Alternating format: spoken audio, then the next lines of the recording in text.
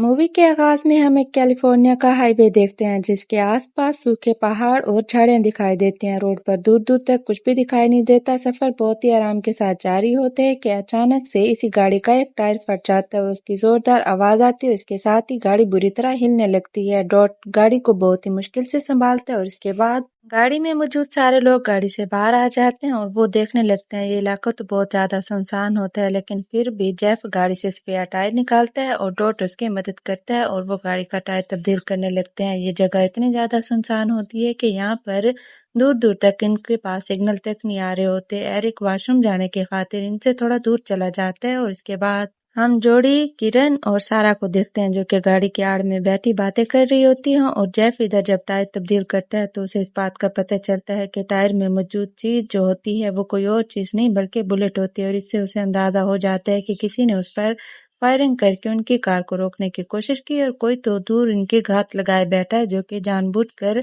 इन्हें रोकने की कोशिश कर रहा है। ये जानकर उसके चेहरे के रंग उड़ जाते हैं। वो बहुत ज्यादा परेशान हो जाता है। साथियों को बताने वाला होता है कि एक बुलेट उसकी तरफ आती है और वो वहीं पर गिर जाता है। और हम देखते हैं कि बाकी के साथियों को बिल्कुल पता नहीं चलता क्योंकि उन्हें लगता है कि टूर गिरा और इसके साथ ही टायर नीचे की ढलवान की तरफ जाने लगता है। टोड ये देखता है तो उसे पकड़ने के लिए आगे बढ़ जाता है और सारा यहाँ पर मोबाइल के सिग्नल ढूंढते हुए जब जेफ को देखते हैं उसे लगता है कि वो गाड़ी के नीचे देख रहा है, लेकिन जब वो उसके पास आती है तो उसके होश उड़ जाते हैं। वो वहीं पर ही सुन्न हो जाती है। वो ये सब देखकर बहुत ज्यादा डरी हुई होती है और इतनी ही देर में उसका एक साथी जब उसके पास आकर पूछने लगता है तो वो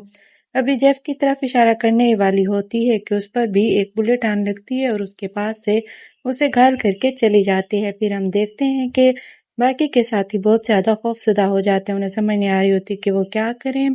और इतनी देर में दूसरी बुलेट से वो वहीं पर ही ढेर हो जाती है। बाकी के साथियों को कुछ समझ नहीं आता, लेकिन उन्हें एक तरतीब सूझती है। वो जल्दी से उस गाड़ी के पास छुपने की कोशिश करते हैं और अपनी जान बचाने लगते हैं। टोड जब किरण और जोड़ी के पास आने ही वाला होता है और वो इनकी तरफ दौड़ रहा होता है, उस पर भी एक बुलेट चलती है और वो घायल हो जाते हैं, लेकिन रेंगते हुए वो इनके पास पहुंच जाते हैं। और दूसरी तरफ हम एरिक को देखते हैं जो कि बाहर गया हुआ होता है, इनसे दूर होता है। वो जब गोलियों की आवाज सुनता है तो आगे बढ़ते हुए वो एक पेड़ के पास छुप जाता है क्योंकि जैसे ही बुलेट्स की आवाज उस पास आती है तो उसे मालूम हो जाता है कि अब वो यहाँ पर महफूज नहीं है। ये सारे दोस्त एक दूसरे से बहुत ज्यादा दूरी पर होते हैं और इनके दरमियान में काफी सारा फासला होता है, लेकिन इन्हें इस बात का अंदाजा हो गया होता है कि कोई ना कोई तो इनको देख रहा है जो कि मुसलसल इन पर बुलेट्स चला रहा है। किरण को इस बात की जानकारी होती है, तभी तो वो कार पर देखती है और कहती है कि स्नाइपर वाला दूर बैठा है। जब भी तो वो हमें डायरेक्ट नहीं देख रहा बल्कि वो दूर की बीन की मदद से हमें देख रहा है और हमारे सारे मूवमेंट पर उसने नजर रखी हुई है क्योंकि वो इस बारे में जानती होती है। उसका परिवार मिलिट्री में रह चुका होता है, इस बारे में उसे जानकारी भी होती है। अभी वो लोग ये कोशिश कर रहे होते हैं कि मोबाइल पर सिग्नल आ जाए और वो किसी से मदद हासिल करें। वो एक स्टिक के साथ मोबाइल को ऊपर करते हैं और सिग्नल का निशान नजर आने ही वाला होता है कि स्नाइपर वाला उस पर भी गोली चला देता है और उनका मोबाइल टूट कर नीचे गिर जाता है और इनके पास ये आसरा खत्म हो जाता है और इन्हें पता चल जाता है कि वो स्नाइपर वाला इन्हें मारना नहीं चाहता बल्कि इनकी हर हेल्प की कोशिश को नाकाम कर रहा है। और जैसे ही वो गाड़ी का दरवाजा खोलते तो बुरी तरह घायल हो जाते हैं और किरण जोरी को समझा रही होती है कि वो हिम्मत से काम ले। उन्हें इस वक्त किसी चीज की समझ भी नहीं आ रही होती क्योंकि रास्ते में उनके किसी के साथ लड़ाई भी नहीं हुई थी, लेकिन फिर उनके साथ ये वाकया उन्हें समझ नहीं आ रहा होता। तभी तो टोट जाता है कि अगर वो गाड़ी को स्टार्ट कर ले तभी वो यहाँ से भागने में कामयाब हो सकता है। लेकिन मसला ये था कि जैसे ही वो दरवाजा खोलता है तो शूटर उस पर हमला कर देता है। तभी ये खुदी को उठाकर एक बंदे की शक्ल की बना के ऊपर को करते हैं ताकि स्नाइपर की तवज्जो उधर हो और वो जल्दी से गाड़ी में दाखिल हो जाए। लेकिन जैसे ही ये दरवाजा खोल के अंदर जाने लगता है तो गाड़ी के दरवाजे और शीशे पर दोबारा से फायरिंग होना शुरू हो जाती है, जिसकी वजह से वो वहीं सीटों के नीचे ही छुप जाता है और उसे यहाँ पर बहुत ज्यादा प्रॉब्लम फेस करनी पड़ रही होती है। गाड़ी भी उससे नहीं चल पाती और वो बुरी तरह घायल भी हो जाता है। नीचे आकर उसे समझ नहीं आ रही थी कि आखिर वो क्या करे। एरिक बड़ी मुश्किल से उस स्नाइपर वाले को ढूंढने की कोशिश कर रहा होता है, तभी तो वो अपने मोबाइल का कैमरा ऑन करके ऊपर की ओर करता है क्योंकि उसका मोबाइल उसे नजर नहीं आ रहा होता और वो उस जगह पे बैठे उस शख्स को ढूंढने की कोशिश कर रहा होता है। वो वीडियो को जब गौर से देखता है तो उसे पता चलता है कि स्नाइपर वाला दूर एक दरख्त की आड़ में बैठा है और वो रोड के पास भी नहीं है बल्कि बहुत ज्यादा दूरी पर है। इसलिए तो वो ये वीडियो अपने उन साथियों को भी दिखाने की कोशिश करता है ताकि वो स्नाइपर वाले की लोकेशन का पता लगा सके और उसके حوالے سے وہ اپنے کام کی ترتیب بنا سکیں، اور یہاں پر یہ سارے ساتھی اس بات کو سمجھ تو پا رہے ہوتے ہیں، لیکن اس کے ساتھ ساتھ وہ جیف بہت زیادہ گھائل ہوتا ہے اور اسے سمجھ نہیں آ رہا ہوتا کہ وہ کیا کرے، اس لیے وہ ایک ٹول کو اٹھاتا ہے اور ٹیپ کی مدد سے اس کو کس کے اپنے بازو کے ساتھ باندھ لیتا ہے، اور یہ اس کے لیے ایک حفاظتی تدابیر ہو جاتی ہے۔ یہ لوگ اب پلان بناتے ہیں کہ جیسے ہی سنائپر دوبارہ سے لوڈنگ کرنے لگے گا تو یہ لوگ اس موقع کا فائدہ اٹھا کر اپنی گاڑی کو نیوٹرل کر لیں گے اور یہ ڈھلوان کی جانب موو کرنے لگے گی، اور اس کی مدد سے وہ لوگ آگے بڑھ جائیں گے۔ اسی لیے جیسے ہی وہ میگزین بھرنے لگتا ہے تو اس بات کا پتہ ایرک لگا لیتا ہے اور اپنے ساتھیوں کو اشارہ کرتا ہے، اور وہ اس بات کو سمجھ جاتے ہیں اور جلدی سے وہ اس میٹل کے باکس کی مدد سے اندر داخل ہونے لگتے ہیں، لیکن جیسے جاتے تو اس پر بلٹس آنے لگ جاتی ہیں، لیکن وہ یہاں پر پھر بھی گاڑی کو نیوٹرل کر لیتا ہے اور اس کے ساتھ ہی وہ ہینڈ بریک کو چھوڑ دیتا ہے، گاڑی کو وہ موو کرنے لگتے ہیں اور اسی کے ساتھ ہی وہ خود بھی آگے کی اور بڑھنے لگتے ہیں، لیکن انہیں اس بات کا پتہ نہیں ہوتا کہ سنائپر نے ان کی اس موومنٹ کا فائدہ اٹھا لیا ہوتا ہے اور ان کی گاڑی ان کی الٹی سمت کو جا رہی ہوتی ہے۔ یہ بات وہ جان چکا ہوتا ہے، اسی لیے وہ گاڑی کے ٹائر پر فائرنگ کرتا ہے اور گاڑی ایک طرف جھک جاتی ہے، نہ صرف اتنا بلکہ یہ بھی بہت زیادہ گھائل ہو جاتے ہیں۔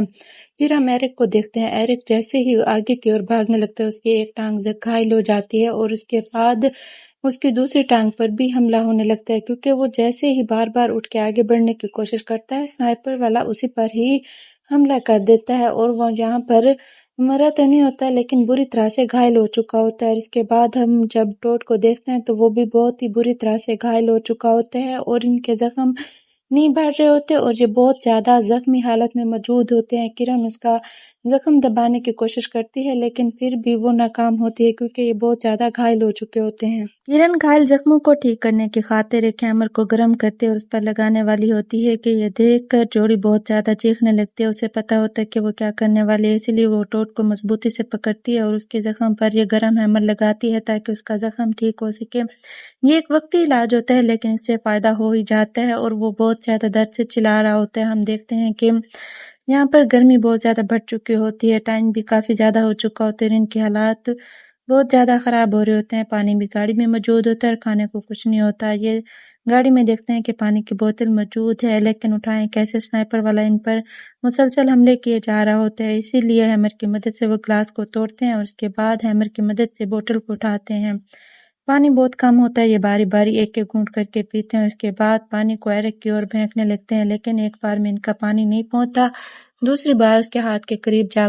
گزرتا ہے، وہ گھسیٹتے ہوئے اس پانی کی بوتل کو اٹھاتا ہے، لیکن جیسے ہی وہ پانی منہ کے ساتھ لگانے لگتا ہے سنائپر والا اس سے وہ پانی چھین لیتا ہے اور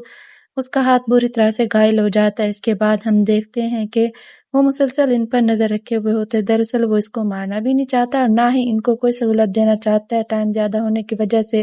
ان کی حالت بہت زیادہ بگڑ چکی ہوتی ہے، گرمی بہت زیادہ ہوتی ہے، اتنی زیادہ دھوپ اور بھوک کی وجہ سے ان کی حالت بہت زیادہ خراب ہوتی ہے، لیکن ان کے پاس کوئی بھی دوسرا راستہ نہیں ہوتا اور جیری اپنی بہن سے وعدہ کر کے آئی ہوتی ہے کہ اس کی برتھ ڈے پہ ضرور آئے گی، اس کے پاس سگنل نہ ہونے کی وجہ سے وہ کال تو نہیں کر سکتی لیکن وہ ہیپی برتھ ڈے کا پورا سانگ گانے لگتی ہے۔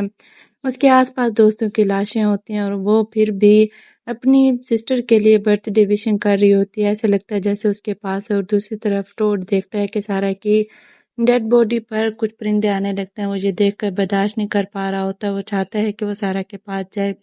اسے یہاں پر کرن روکتی ہے لیکن پھر بھی وہ آگے کی اور بڑھتا ہے اور درمیان میں سے جاتا ہوا سارا کی ڈیڈ باڈی کے پاس جاتا ہے، وہ اس کے چہرے کو ایک کپڑے کی مدد سے ڈھک دیتا ہے اور اس کے پاس کافی دیر شانت بیٹھا رہتا ہے، ایسے لگ رہا ہوتا ہے جیسے کہ وہ سنائپر والا بھی اسے موقع دے رہا ہے کہ یہ اس کے پاس جائے، کیونکہ جتنی دیر یہ سڑک پر جا رہا ہوتا ہے سنائپر والا اس کی اور بلٹ نہیں کرتا، اور ہم ایرک کو دیکھتے ہیں، اس کی حالت بہت زیادہ گھائل ہو چکے تھے، جنگلی جانور اس کی اور آنے لگتا ہے لیکن وہ اسے دیکھ تو لیتا ہے، خود کو بچا نہیں سکتا، جنگلی جانور کے اس تک آنے تک وہ دم توڑ چکا ہوتا ہے، یہی وجہ ہے کہ وہ جانور سے سونگھ کر آگے کی اور بڑھ جاتا ہے۔ پھر ہم ایک دور سے آتی گاڑی کو دیکھتے ہیں، وہ گاڑی بہت تیزی سے آ رہی ہوتی ہے اور یہاں پر ٹوڈ انہیں روکنے کی کوشش کرتا ہے کہ آگے نہیں جاؤ، آگے خطرہ ہے، لیکن وہ اس کی بات کو یا سمجھ نہیں رہے تھے یا پھر جان بوجھ کر اگنور کر رہے تھے۔ یہ گاڑی ایک عورت چلا رہی ہوتی ہے اور سنائپر والا یہ دیکھ کر ٹوڈ پر مسلسل حملہ کر دیتا ہے تاکہ وہ راستے سے ہٹ جائے، کیونکہ وہ اتنی زیادہ بلٹس کے باوجود راستے پہ کھڑا ہوتا ہے اور وہیں پر سارا کے پاس ہی ڈھیر ہو جاتا ہے۔ پھر ہم اسی گاڑی کو دیکھتے ہیں کیونکہ ان دونوں کی دوستیں بھی دور سے دیکھ رہی ہوتی ہیں۔ گاڑی ایک عورت چلا رہی ہوتی ہے، اس کے ساتھ اس کا شوہر بیٹھا ہوتا ہے اور ساتھ ایک چھوٹی سی بچی ہوتی ہے۔ وہ جیسے ہی سڑک پر موجود ڈیڈ باڈیز کو دیکھتی ہے تو جلدی سے بریک لگانے لگتی ہے۔ اتنی ہی دیر میں سنائپر والا اس پر بھی حملہ کر دیتا ہے اور ان کی گاڑی پر مسلسل حملے سے انہیں بہت زیادہ مشکلات کا سامنا ہوتا ہے۔ گاڑی کئی بار کلٹی کھانے کے بعد دوسری گاڑی کے پاس جا رکتی ہے اور بچی گاڑی سے باہر چلی جاتی ہے، جبکہ یہ دونوں میاں بیوی اسی گاڑی کے اندر دھنسے ہوئے ہوتے ہیں۔ بیوی بہت مشکل سے باہر آتی ہے، اس کے ہاتھ بری طرح سے گھائل ہوتے ہیں، لیکن اسے پتہ نہیں چلتا کہ یہ گولی کہاں سے آئی ہے۔ وہ عورت اپنی بیٹی کی اور جانے لگتی ہے، لیکن وہ بہت ہی بری طرح سے گھائل ہو چکی ہوتی ہے اور بہت زیادہ گھبرائی ہوئی ہوتی ہے۔ حالانکہ جوری اور کرن اسے اشارہ کر رہی ہوتی ہیں، اسے اپنی طرف بلا رہی ہوتی ہیں، لیکن وہ ان کی اور جانے کے بجائے اپنی بیٹی کی اور جانے لگتی ہے اور آگے بڑھنے لگتی ہے۔ اتنی ہی دیر میں سنائپر والا اس پر حملہ کر دیتا ہے اور وہ وہیں پر ہی ڈھیر ہو جاتی ہے۔ یہ سب کرن اور جوری دیکھ رہی ہوتی ہیں اور اس کے بعد اس کا پتی باہر آتا ہے اور اپنی مائلہ کو گھسیٹ کر گاڑی کے پیچھے لے آتا ہے تاکہ باقی کی جان اس کی بچا سکے، اور اس کے پاس سگنل ہوتے ہیں، اس لیے وہ پولیس کو مدد کے لیے کال کر دیتا ہے۔ اور اس کے بعد جیسے گاڑی کا آئل باہر آ رہا ہوتا ہے تو بلاسٹ ہو جاتا ہے وہاں پر، اور ساری آگ دیکھ کر جوری اور کرن بہت زیادہ گھبرا جاتے ہیں اور نیچے کی اور بیٹھ جاتی ہیں تاکہ اس حملے سے بچ جائیں۔ اور وہاں پر ہر طرف دھواں اور آگ ہوتی ہے اور وہ بچی ابھی بھی بچی ہوئی ہوتی ہے دور سڑک کنارے، اور وہ اٹھتی ہے آگے کی اور اسے بلا رہی ہوتی ہیں، لیکن وہ بچی اتنی زیادہ گھائل ہوتی ہے کہ وہ چل نہیں پاتی۔ اور جہاں پر ہم دیکھتے ہیں کہ وہ شوٹر والا اس پر بھی حملہ کرتا ہے۔ یہ سب دیکھ کر کرن اور جوری بہت زیادہ پریشان ہو جاتی ہیں، اور یہاں پر کرن جوری سے کہتی ہے کہ ہمیں کچھ نہ کچھ تو یہاں پر سولوشن نکالنا ہی ہوگا۔ وہ یہ ساری آگ دیکھ کر ایک پلان بناتی ہیں کہ ان کے پاس جتنے بھی ربر اور سامان ہوتا ہے وہ ان کو جلانے کی کوشش کرتی ہیں تاکہ وہاں پر دھواں مچے گا۔ دھوئیں کی مدد سے اس سنائپر والے کو ان کی لوکیشن کا پتہ نہیں چلے گا اور اس دھوئیں کا فائدہ اٹھاتے ہوئے یہ آگے بڑھ جائیں گے، کیونکہ دھوئیں کی وجہ سے وہ انہیں صحیح سے نظر ہی نہیں آئیں گی۔ اور یہاں پر کرن جب آگے کی اور بڑھنے لگتی ہے تو جوری اسے بار بار روک رہی ہوتی ہے، لیکن پھر بھی وہ اس کے رکنے کی بات نہیں سن رہی ہوتی اور آگے کی اور جانا چاہتی ہے۔ اور پھر وہ دور سے آتی ہوئی ایک گاڑی کو دیکھتے ہیں، دراصل وہ اسی پولیس کی گاڑی ہوتی ہے جسے اس آدمی نے کال کر کے بلایا ہوتا ہے۔ یہ دور سے سنائپر والے کی لوکیشن کا تو پتہ نہیں لگا پا رہے ہوتے، لیکن پھر بھی اس جگہ کا اندازہ لگا رہے ہوتے ہیں۔ یہ دور سے چلا کر اپنی ان طرف سے تو بتا رہی ہوتی ہے، لیکن ان کی آواز وہاں تک نہیں پہنچ پاتی، اور اتنی ہی دیر میں سنائپر والے کو ان کا پتہ چل جاتا ہے اور ان کی ہلکی سی موومنٹ سے وہ اندازہ لگا کر آفیسر پر حملہ کر دیتا ہے اور یہ گاڑی پر بھی حملہ کر دیتا ہے، اسی لیے وہ گاڑی ان کی اور جلدی سے آگے کی اور جانے لگتی ہے۔ پھر ہم دیکھتے ہیں کہ ان کے آفیسرز نیچے کی اور گر جاتے ہیں اور گاڑی کنٹرول سے باہر ہو جاتی ہے۔ اسی دوران میں جوری تو وہیں پہ بیٹھی رہتی ہے، کرن وہاں سے اٹھ کر آگے کی اور بڑھنے لگتی ہے کیونکہ وہ کہتے ہیں کہ اب سنائپر والے کی توجہ دوسری طرف ہو گئی ہے اور وہ دھوئیں کا فائدہ اٹھا کر آگے کی اور بڑھ سکتی ہے، اس لیے وہ وہاں سے اٹھتی ہے اور آگے بڑھنے لگتی ہے۔ حالانکہ جوری اسے دیکھ بھی رہی ہوتی ہے اور اسے روک بھی رہی ہوتی ہے، لیکن وہ نہیں رکتی۔ جیسے تھوڑا آگے جاتی ہے تو اس کی موومنٹ سنائپر والے کو پتہ نہیں لگتی، لیکن جیسے ہی ہوا کا رخ بدلتا ہے تو اس کی پرچھائی سے سنائپر والے کو پتہ لگ جاتا ہے اور وہ اس پر بھی گولی چلا دیتا ہے۔ وہ موقع پر ہی ڈھیر ہو جاتی ہے۔ پہلے تو ایک حملہ کرتا ہے لیکن وہ ابھی زندہ ہوتی ہے، اس کے بعد وہ دوسرا کر دیتا ہے۔ جوری یہ دیکھ کر بہت زیادہ گھبرائی ہوئی ہوتی ہے اور اس کے بعد پولیس کی گاڑی بھی اس کی گاڑی کے پاس آن رکتی ہے اور پولیس آفیسر جو بچے ہوئے ہوتے ہیں وہ لگاتار حملہ کر رہے ہوتے ہیں، لیکن انہیں ایگزیکٹ لوکیشن پتہ نہ ہونے کی وجہ سے وہ سنائپر والے کا پتہ نہیں لگ رہا ہوتا۔ جوری ان کی لوکیشن بتاتی ہے، لیکن یہاں پر اندھیرے کی وجہ سے وہ صحیح نشانہ نہیں لگا پا رہے ہوتے اور اس کی وجہ سے ان کے سارے آفیسرز مارے جا چکے ہوتے ہیں۔ وہ باری باری جیسے ہی وہ سنائپر والے پر حملہ کرتے ہیں وہیں پر ہی ڈھیر ہو جاتے ہیں۔ پھر ہم جوری کو دیکھتے ہیں جو کہ بہت زیادہ گھبرائی ہوتی ہے۔ وہ اس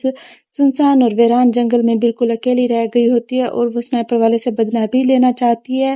وہ جلدی سے اس پولیس والی گاڑی میں جاتی ہے اور اسی لوکیشن کی طرف چلانے لگ جاتی ہے جہاں پر وہ درخت پہ سنائپر والا بیٹھا ہوتا ہے۔ وہ اس کی اور لگاتار حملہ کر رہا ہوتا ہے، لیکن اس کے باوجود